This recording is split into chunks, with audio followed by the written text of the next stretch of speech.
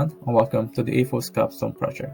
My name is Ronald Avia, and today I'm joined by my colleagues Santiago, Carolina, Milo, and Ralph, and we are excited to present to you the AEPHO project. The AEPHO is a mixed-use development Calgary's Beltline located at 123 11th Avenue Southeast.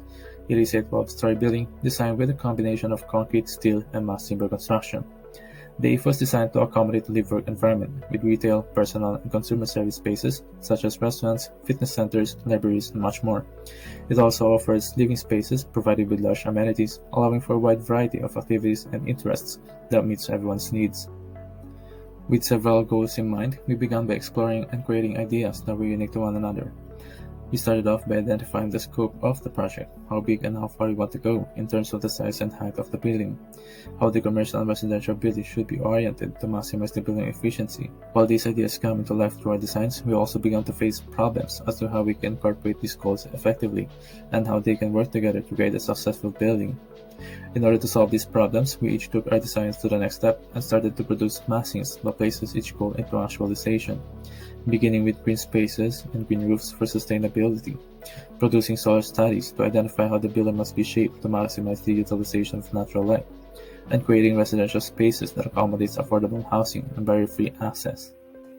As we go further into our design, we began to perform case studies in order to see how these problems are solved in real-life construction.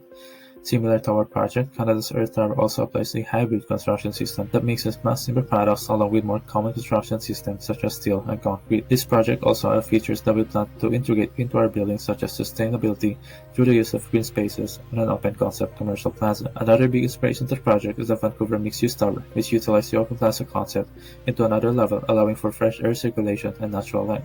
With the idea of creating outdoor spaces that utilizes local vegetation and natural elements such as light, we took these inspirations to get our project started, beginning with the site. Our project is located in Calgary City Centre, which allows for efficient circulation through the parking entrance as well as pedestrians and public transport. It is also surrounded by 4 one-way streets, resulting to better accessibility and functionality. Due to the density of tall buildings surrounding the site, we decided to use only half of the land that receives the most sunlight. This decision determined where the residential tower will be located and how it will be oriented to avoid blocking any natural light from coming into the podium and leave as much green space exposed to the sun. As we know, the construction started with the foundation. Therefore, the project has a deep foundation system with a transfer slab to support the weight that comes from the structure above. For the levels below grade, we have the concrete slab supported by also concrete piles. It is connected to a concrete core wall with shoring structure made of timber material to hold the foundation in the same location in case of an expansion. In addition, the underground parquet level 1 has the insulation underneath the slab to make the parquet a semi-conditioned space. Under the third level to have a reinforcement and to transfer the 4 loads from the residential tower to the columns and the foundation beneath it, we have a thicker slab. It will make sure to support the vertical and horizontal loads of the construction. Moving on and talking about the underground parking floor plans, on the parquet level 1 we have the commercial stairs and elevators separate by a concrete wall and a garage door. It will promote privacy and safety for the residents. Both residential and commercial parquets have 4 barrier-free parking stalls, 4 electrical vehicle parking spaces, a bike storage with pumps for the public convenience. Thinking about the leading credit for bicycle facilities, we include shower room to improve health and encourage physical activities. Moving up to the site plan, we have the main entrance located on the east side, and on the west side we have the ramp to access the parkade and the loading zone. We opt to have a closed road to avoid any traffic conflict. Then we won't have cars turning into the parkade while having trucks coming out from the loading zone at the same time. Besides, the loading zone is connected with the mechanical, electrical, and sprinkler rooms for the engineer's convenience, and because the site is located on the loading zone, the facility rooms cannot be on the underground levels. These loading zones is also connected with the loading area, with a hallway that gives access to residential stairs and elevator on level 1. This loading area is also connected with the recycling room, where we have a garbage disposal system with a sorter machine. The system will send the type of garbage, if recycled, combustible, or waste, direct to the specific dumpster. It will make the waste collection easier while keeping the area clean and organized. In addition, we choose to have scissor stairs to save space and have a larger corridor for move-ins and outs of the residents, and the elevators side by side. In case one stops working, the second is easy to access. Moving on to the building construction. For the podium levels, we decided to go with an infill wall system. This allowed us to use the edge of our structural concrete columns as part of our sheathing, as seen in the 3D detail on the slide. The concrete columns in this project are rather large, so by lining up the studs with the structural concrete, we were able to reduce how much the concrete columns protrude from the wall. We used glass fiber concrete panels for the exterior cladding, which required the use of both vertical and horizontal girts. In the area redevelopment plan for the Beltline area, it was recommended to use masonry or another durable cladding type for the exterior walls. We decided to go with the glass fiber panels since they would be durable as well as quicker and easier to install than full bed masonry or similar materials. The vertical Z girts were placed in a line with the steel studs to allow the horizontal subgirts to be placed freely on the exterior walls.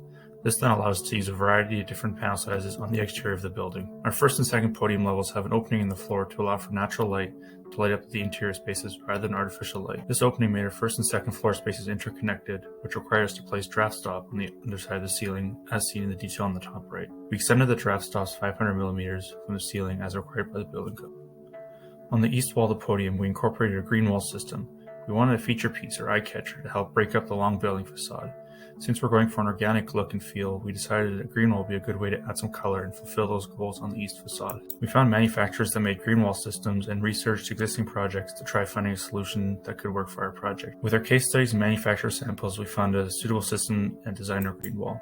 We used planter boxes mounted from the brass colored plumbing system as seen on the bottom left detail. This system, the plumbing is almost entirely concealed before adding any plants onto the wall. We recessed the entire green wall so that the plants won't grow as much onto the sidewalks and so that the entire system is concealed by the exterior walls on either side. We want to allow as much sunlight into the building as possible to reduce the need for artificial lighting during the day to help with our LEED score. We placed curtain walls on all sides of the building to help reach these goals. To protect the curtain walls from snow buildup as well as wear and tear, we put them on top of a small concrete curb.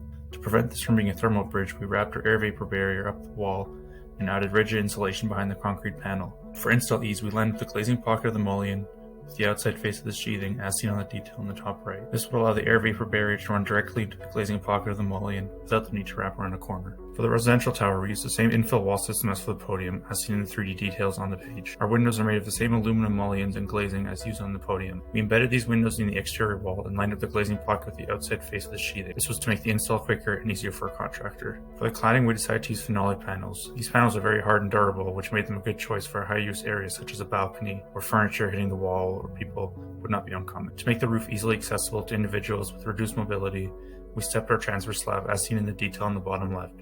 This let us line the interior floor with the metal walkway on our first green roof, which we will discuss later. One of the main reasons we went with the mass timber tower was to work with a more sustainable building product. It stores carbon dioxide, and when new trees are planted, they will capture carbon at a faster rate. To build a mass timber building at the proposed height, the structural components needed to be protected using the encapsulated method to provide protection from fire. We used the post and panel system with steel connectors and fasteners, so there was no beams required. For the floors, we used the concrete top CLT panel to provide the required STC rating. For our residential suites, we wanted to create a variation in suite types to allow for more options in tenant demographic. We created a total of 13 room layouts, with 2 designed for barrier-free access. We decided to go with high ceilings on every suite to allow for a more open feel, even in smaller suites. All suites are connected to a central corridor that allow for easy access to elevator, stairs, as well as an advanced waste sorter in each residential level. We did our best to position the podium level vegetated roof in such a way that it will get the most sun possible and be protected from strong winds that can damage the roof. This green space will help reduce temperatures of the roof, lessening HVAC load, resulting in energy cost savings. By creating this podium green roof, our goal was to reduce urban heat island effect, improve air quality, and increase quality of life. To continue with our goal of sustainability, we felt that creating this green space would help restore some of the original ecology that was once found on the site. Having quality views was another objective that we wanted to accomplish, so creating an interesting layout for walkways, planters with more organic flow was key in our design. Here we can see section details and a 3D detail demonstrating our solutions for both intensive and extensive vegetative roof scenarios. Throughout our building, we utilize curves to create a more organic shape that would help make movement feel more natural. Many changes were made throughout this project as we figured out the circulation that worked best to create efficiency and security between residential and commercial portions of the building. After many changes, we felt that having a scissor stair and 2 elevators serving the residential tenants, while dedicating another set of stairs and a separate elevator for the commercial portion would be the safest for all guests and tenants of the building. We will dive into the details of the green roof. Having combination of extensive and intensive roof system, it requires complete barrier. Therefore, we applied a root barrier under the vegetation. Using perforated metal walkway with galvanized steel pedestals lessens our concrete usage and made it more easier to maintain. We applied a reinforced thermal break between the parapet wall and the roof to prevent thermal leakage.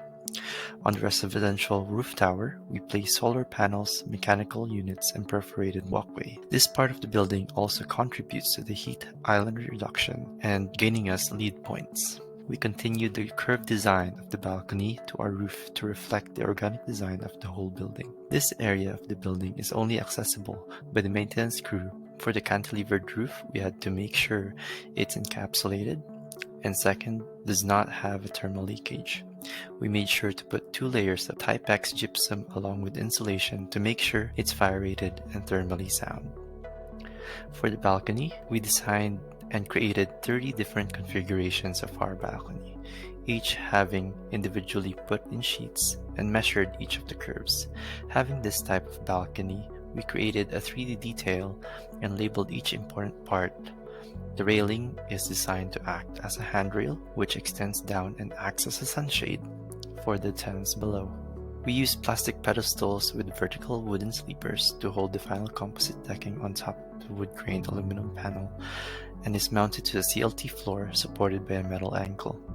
The bottom left pan detail are the aluminum railings that are rotated 45 degrees for it to be an effective sunshade. Having this type of connection, we had a problem on how we would connect each of the balcony to the interior CLT floors. We solved it by lowering the balcony CLT panel and placed it directly under the interior CLT and made sure it's on top of the column for support and encapsulated.